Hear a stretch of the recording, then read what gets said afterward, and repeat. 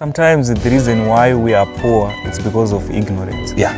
You know why I like this project? It's very bankable. If I get sick today, it's easier to sell a cow than to sell a car.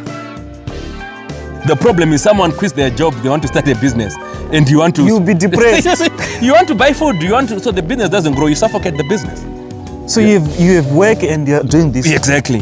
It seems like it's a game of patience. It's not easy, but you just have to be patient. Very patient, and you have to... People are quick to change. People, 3 months, they expect a profit. If you don't make money in 3 months, the next thing you're saying, let me try something else. But that's not the case. You have to build slowly. This is how we feed them. We buy them at an age where they are still surviving on milk. So this is the milk. Okay. That's what we call milk replacer. So they drink from this? Yeah, they drink from this. I've seen the person who buys the cow makes more than me. Yeah? Yeah, if you sell this at 800, a butchery chances will make 1.6. Because now they are cut, they now they got special cuts. They've got the T-bone, which they sell maybe at $10 a kg. Yes. They've got prime ribs, they've got short ribs. You know, they get special cuts, whereas I just sell it once off. I don't think that people know this kind of business. A lot of people don't know much about this. Exactly. And if a lot of people can actually do well in this kind of business, they can make good money. They can make a very good income. So it's a long process at the end of the day. It seems like farming is not easy, it's not for the weak. Yeah, farming is it's a patience game. It's a patience game. But the beauty of it, you know what? Yeah. I know they're gaining kgs daily or grams daily. That's the money. You understand? Yeah, it's different from putting my money under the pillow. I'll tell you, I was based in Melbourne, Australia. Oh, yeah. Really? Yeah. For I was. For 3 years. 3 years. I was there for 3 years. I had a very successful cleaning business. Really? I used to clean with my hands. The beauty of growing up in Africa.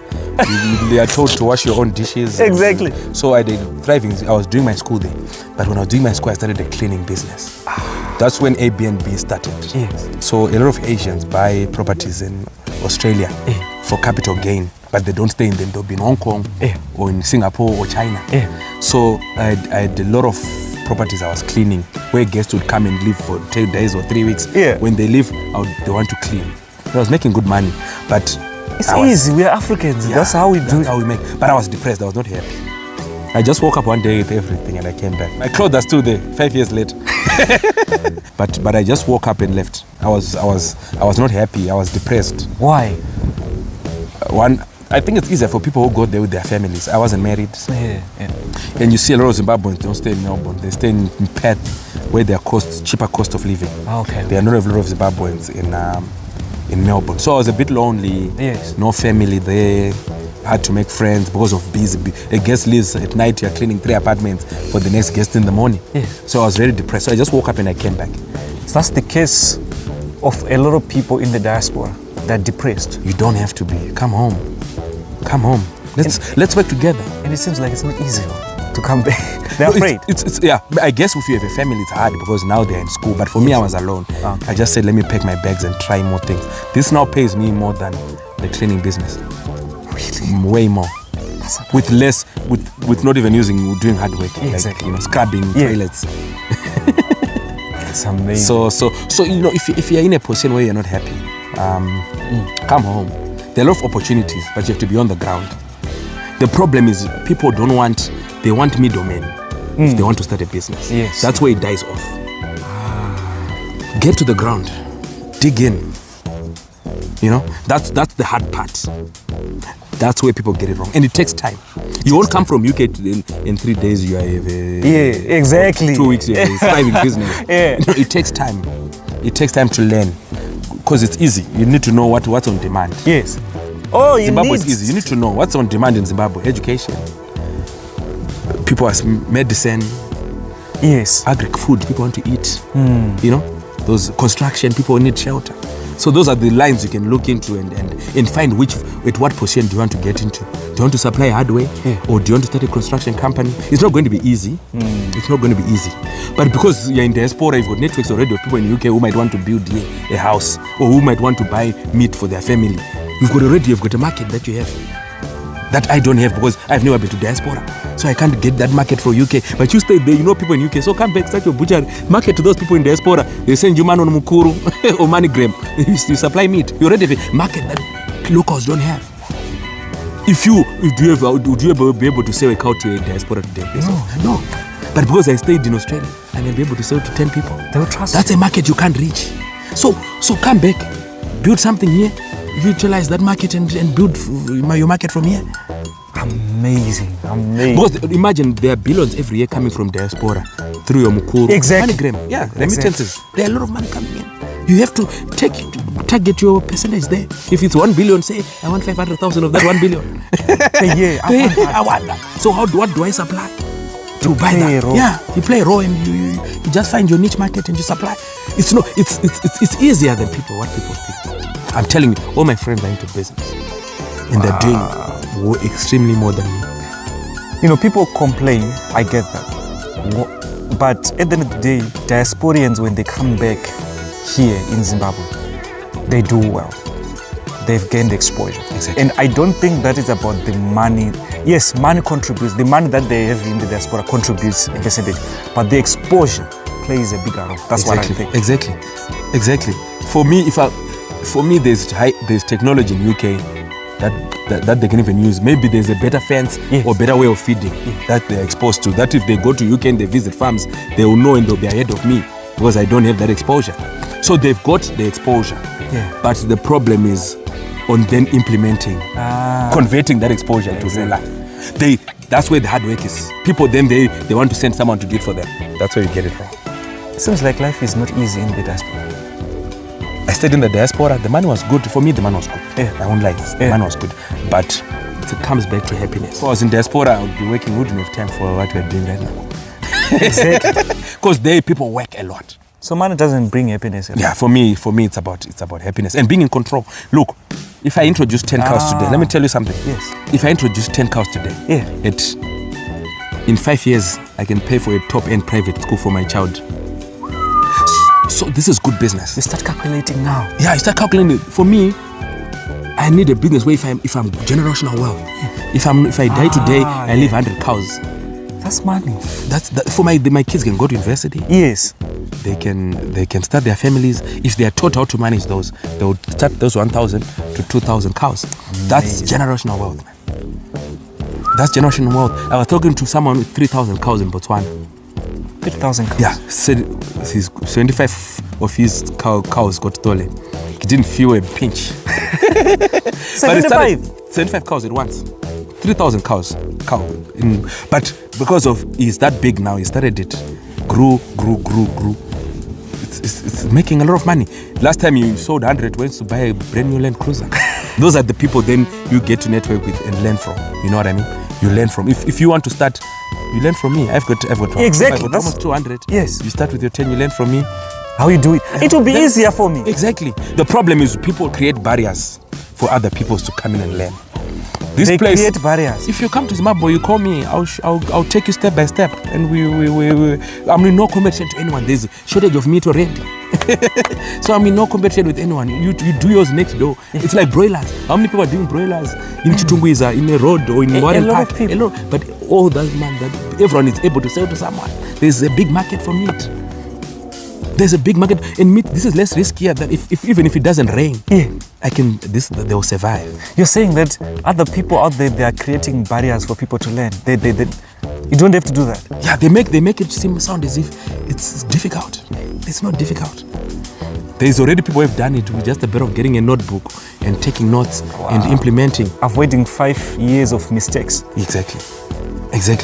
This project has been running for 2 years. Like I told you, we only have 3 which died out of almost 200. I can avoid all of that. Now you can avoid all of that because I told you it was because of poor selection when I went to buy. Now I know where to check. I'll give you a checklist. If you go buy, check teeth. Yes. Check if no teeth. Yeah. Check if the coat is shiny. I'll tell you what you can check. You're giving them clues, right? But with some, they won't give you that. You understand? But for me, the market is huge, man. SAR is doing well. Koala is doing well. Yeah. In the same market. MC Meats is doing well. In the same market. So why don't you and my brother in UK and Australia, let's work together. Maybe start a cattle bank. You and I will start a cattle bank where we can say everyone is a tag. You see this tag? Yeah. With your name and your phone number. Yes. You know you've got your 10 there. I've got my 10 there. Instead of me paying for 1 week, we know now we've got a manager who manages 100. 10 are yours, 10 are mine, 15 are his. Then now we are just paying that person. We are splitting the salary of the person who's managing our project. Easy. You understand? We are paying security guards. Instead of you putting yours separately, we pay for security. We are splitting the cost on 5 people of that same guard. But it's just that we don't. What is wrong with us? What are we supposed to fix for us to do well, start doing well? We have to treat it like professionals. I know people like having people, relatives do their project. Yeah. No. Run it like a business. Run it like a business. We have to monetize these things. Yes. And we have to put structures in these things. Wow. That's where most people get it wrong. You understand? Yeah. Yes. And where people get it wrong also is the procurement. Do your own procurement. Because someone will go buy something cheap price that's of poor quality to give your car. Or someone will go buy cheap medicine and they're dosing it with poor medicine. They just went to Harare somewhere. They buy cheap dosage for your cow, and the next thing is it's dying and you're wondering what's happening. So it's a lot of we just have to join and just be supportive of each other. Exactly. And there's a lot of money in Zimbabwe. People are doing extremely well. Here we've got a very simple project where we buy dairy cows, bull cows from dairy farmers. Your red den, your koala, because their business is in dairy. So when their cows give birth to female cows, they don't need them. So they sell them. The male cows? The male cows. They sell them a very small price. In some countries, they even slaughter them. Even them, they slaughter some, but then they sell some. So we buy them at a very low price, very young, and we raise them. You saw an opportunity? I think so. I think so. After trying so many things, you end up knowing you keep trying and you keep trying. You know what I mean? So you buy them? Yes, we buy them. How much? It depends. It depends with the weeks. Because you buy between 2 to 11 weeks. Okay. So it depends. If it's 8 weeks on average, you get it for $75. $75? Yeah, but if it's very young, 2 to 5 weeks, $50. Really? Yes, that's the buying price. So it's not capital intensive at all? No. No. With $150, I can be lucky and I get 3. 3? Depending on the day, yeah. And especially me now, they know me. So you have an advantage already. You build a name. Your name, and they just know me. When I go there, I don't buy one. The last time we went, we bought. These are from Friday. We bought these on Friday. These ones we bought them on Friday. These are 10. So we bought this for 500. For 10. Yeah. These are we bought them on Friday. So do you sell them in the future, or what do you do with them? It depends. Some we sell them for meat. Yeah. For meat. For meat. Some we sell them as dairy bulls. A farmer might want to introduce a dairy bull in their lot. What's the reason? So that you can have a lot of, if you give let's say your traditional mombe, a dairy bull, you get more milk. Let's say you're getting 2 liters. Okay. Because of the genes, you might end up getting 4 liters. Some might want to introduce so that they have more milk in their lot of cows. So you said that you sell them for meat in the future. In the future. I mean, a lot of people actually say that dairy cow meat, the meat from dairy cow, it doesn't taste good. Yeah, that's what we initially thought. Yes. People always used to tell us, the meat is not good. But when on our first project last year when we started, the meat was so good. Okay, so like I told you, that the shed I showed you there is for the first 2 to 11 weeks. Oh, okay. Then from 11 weeks now, they don't have milk anymore. So we give them masese in the morning. Yeah. We buy masese from Chibuku. Oh. Their tanks, when they empty their tanks, the remaining stuff at the bottom, they sell to us. They are very cheap, but they are very nutritious. It's a matter of being clever, is it? So we give them masese in the morning. They go grazing during the day. Then when they come back sunset, we give them masese again. Why? Because we want to introduce them to fattening. To pen fattening. But they are still young to introduce them to pen fattening. So you need to reach 270 kgs to introduce cows to pen fattening. Really? Yes, you can't because of the conversion. They have to meet a certain kgs weight to introduce them to conversion. So I want to talk about the crossbreeding from dairy cow to our ordinary cows that we have in the village. Okay. The breed that comes out, is it a good breed that I can look at it and say, this is a good breed? Okay, funny enough, I'll actually show you a mixture of a Tuli, our local indigenous breed, and a Red Den breed, dairy cow. which is a dairy cow. I'll show you in one of the pens. So people prefer, you see Tuli, a cross of Tuli and Red Den is very good because Tuli is resistant. Very adaptive to our environment. Yeah, so that's what you see. That's what we're trying to do now, to introduce our local breed with a dairy breed of bull, so that you have more milk but a very healthy cow. That's the idea. It's a matter of being clever. So now, but most of our cows, we sell them to people who want to introduce to their local cows. The first one, you get less milk, but if that cow gives birth and it gives another dairy bull, because it's gaining genes. By the time 3 years, it's now a full breed. Let's talk about pen fattening. Is it a good business on its own? Yeah, that's people. That's all koala, all these big guys. That's what they do. They buy cows from raw areas. They feed them. Yeah. They're fattening, then they put them in their butchery or they sell them through their abattoirs. It's good business. That's our core business. Can I start something like that today and do well? Yeah, you can do well. You can do well. It's very simple. Yeah. What you need is, with pen fattening, you don't need a huge ground because they don't go grazing. You feed them. So for us, we start with them from a very young age. Yeah. We put them next to the richest certain way to get into the You have 3 stages. We've got 3 stages here. This is the second stage. I hope you guys, you're learning. I hope you are learning.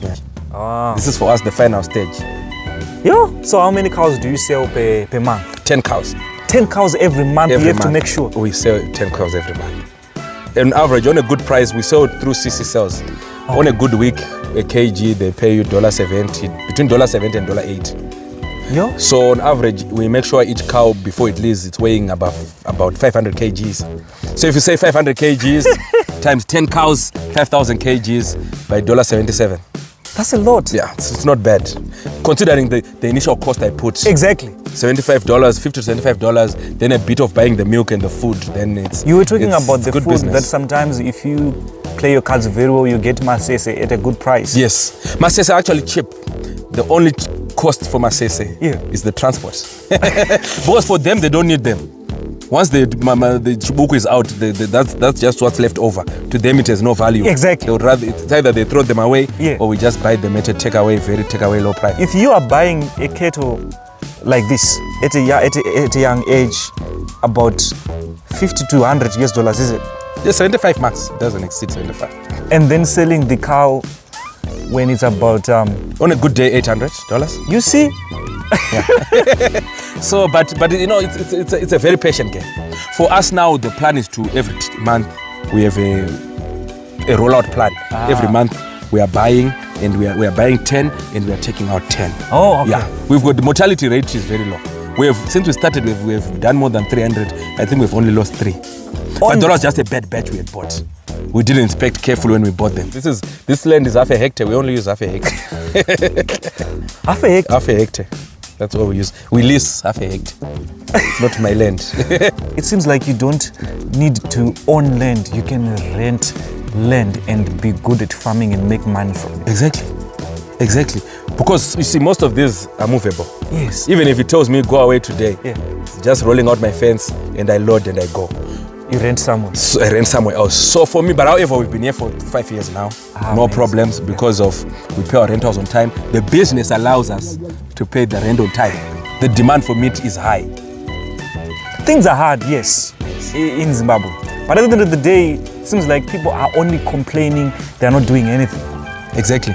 And those who are doing something, they don't complain. They just sit and think of an idea, they do it. For this, we're making money in 3 months because of the fattening. In 90 days, you're making your money. But you need to, let's say we started with 3 cows. The money we made, we had to buy to make them 7. The money we made from the 7, we had to make them 11. So, but the secret, I'll tell you, it's not easy. But for me, it was easy because I do this whilst I have a job. So then you don't demand money from it in the early stages. So the transition has to be slowly. You don't have to just quit your job all of a sudden and then... Yes, no. You have to know the business. You have to know the risks involved. You have to know and learn the hard way. Okay. And then let the business grow. Everything you try, if you give it time, it will work out. Wow. But it's just that people give up along the way. You understand? People give up along the way. This project, you can start with $200. Let me tell you, you buy $200, you buy your 3 cows. Yes. For $50 each. Exactly. Right? Yeah. So that's $150. You use the $50 to buy the food that you're going to give them. Exactly. Then you start from somewhere. It's not a hard business, but it demands your time. Because you're buying cows at a young age. You have to be there. The mother is not there. You just buy the cows, the mother remains at the dairy farm. Now it's you are the mother. Oh, okay, I understand. So you need to give them time. They need time. Because are they getting enough milk? Are they getting enough grower? Exactly. You see that shed, there's a tent where there's a tent there's tent on the sides and there's roof. Are they warm enough? Is there a way to improvise to make them live better? It's just like at the young age, it's like you're taking care of broiler chicks. But easier. It's slightly easier, I would say. So with $500 I can start this business? Easily. I can always do the calculations for you if you want to put them on your video. You see what I mean. I give you a breakdown. It's a very easy business. Like let's say you want to have a wedding in 1 year. If you buy a calf like this, in 1 year is this big. You don't have to now buy a big cow. You know, for my wedding I have a cow. And you're buying them for $50. So the plan is for people in diaspora to get into this sort of business. They can. Now you can put a camera there, put a camera there. Starlink, now Starlink is approved. Wait, so you're actually, I know that at the end of the day people are not encouraging phone farming, but it seems like when it comes to precision farming, cameras, Starlink, internet, someone can monitor their business whilst they are in the diaspora. Strive Masiwa is running Econet for the past 15 years out of Zimbabwe. A multi-billion-dollar company. The problem is people don't want to invest in good human capital. By that I mean, my Muzukuru who do the but doesn't know. So you need to head down someone who can definitely do it. I've got those guys. Those guys, they are good at it. To manage your stock, you just put a camera. One day you say, every weekend or fortnightly, you say, I want to see you doing the dip. I want to see you doing stock check for the cows. It's very easy. So you're making money from selling the meat and the bulls. Which one pays more? The meat pays more. People eat every day. Because people don't have much knowledge about dairy bulls yet. Our local people don't know the benefits of introducing a dairy bull to your head. But it's an advantage. It's an advantage. You get more milk. Because the plan for me is to get the whole value chain. Keep the cow, do a butchery. With this same cow here, with a butchery, I make double what I make if I just sell it to someone who's got a butchery. So in the future, if you open your own butchery, it means you have an advantage. Yes, I've got a big advantage. And it's going to be an online butchery. Online. You want to do different? Yeah, look, differently, because I don't want to be renting and paying a shop. You just order online. Yes. I want 10 kgs of meat. I bring it to you. Even you, if you've got your relatives who you give money and they don't buy meat, I'll deliver to their doorstep. Then they get the meat instead of them buying alcohol, Someone told me that if you want to make it in Africa, do farming and mining. And it seems like farming, if you do it very well, you can make money. A lot of money. With peace of mind at the end of the day. Exactly. But farming is even less riskier than mining. Because mining, you are digging something you don't see. My cow, I see it every day. Well, did it eat? It ate. Oh, so that means it's got a few kgs on it. You're just there. I'm just there. So per day, you're selling these vegetables. How much do you get? On a bad day, $15.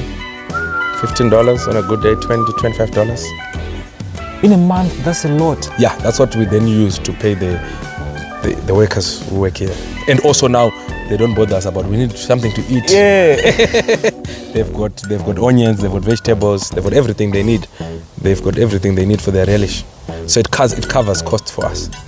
Like I told you, we only say once a month, but you've got day-to-day running expenses. Exactly. So you don't want to be struggling to buy feed for the cows, and you also have to buy feed for the employees. So then you leverage on the garden. Yeah, it's a very good garden. It's only one person who manages this garden. Only one person? And also does part of the cows as well. And at the same time, it is like it's being done by one person, and then the money generated from this is actually paying all their bills. Yeah. And we've got capacity to do more. Capacity to do more, but it's just that we didn't want to increase our labor force. We want to manage our payroll. But this is on its own. this is a good project. Yeah, it is. If you have to have a troublesome relative on drugs or problematic, give them this. They can. It keeps them busy and give them good money. The issue with me with diasporans of sending money to take care of people, that needs to end. Because the day that person who sends money is not there. So you're saying that diasporians sending money back here in Africa, sometimes it develops a dependency. In Rome, exactly. Have them have a skill. This is easy. Like for me, manure, I get them from the cows. But I'm happy to give them out. They're a lot. I could give away free. Manure already I get from the cows. I put them in the garden. We have water already. That's all you need. Seedlings are cheap, very cheap. Very cheap. $1, you can get 40 seedlings of vegetables. Making $20 from this, you can survive in Zimbabwe. Because people now want to live a healthy lifestyle. Exactly. So there's always someone who's looking for vegetables, for herbs, to introduce into their healthy lifestyle. You guys, I hope you are learning. I mean, seeing something like this warms my heart. People are doing farming. And this is not complicated. Yeah. This is not complicated. If I'm not here with a camera I buy for $20 and Wi-Fi I pay, I can see what's happening in this garden. I don't have to be there. I can travel to Europe for 2 months, but I'll know what's happening in the garden. You see what I mean? At a very low cost. It's like people who own shops. Do you think Bon Marché head office who are involved every day to check? But that's why they put those cameras. We need to introduce those same cameras to farming. And now because of China, they are very cheap. Wi-Fi is cheap now. Yeah, Wi-Fi is cheap. Starlink is there. Even Econet Wireless, they've got the same product as Starlink at a very cheap price. It's very fast. It gives me 30 megabytes per second. Really? At a very low price. So I can manage things from the office. I can see, is he watering? What is he doing? You can introduce technology to farming, and I think that's the way to go. With time, I want to introduce drones as well. Drones to follow the cows. Yeah. Why not? It's very cheap. It's very cheap technology now. There's a lot of cheap technology we can use. It's just that people are so stuck up in wanting to be in sheds. I'm a trained. I've got a master's in banking and finance. Yes, sir. Yeah, from Top University in Melbourne. But this is better. Oh, people want white collar jobs. They want to be sitting on the computer. They want to be. But the real money comes from here. This is where the real money is. Real money.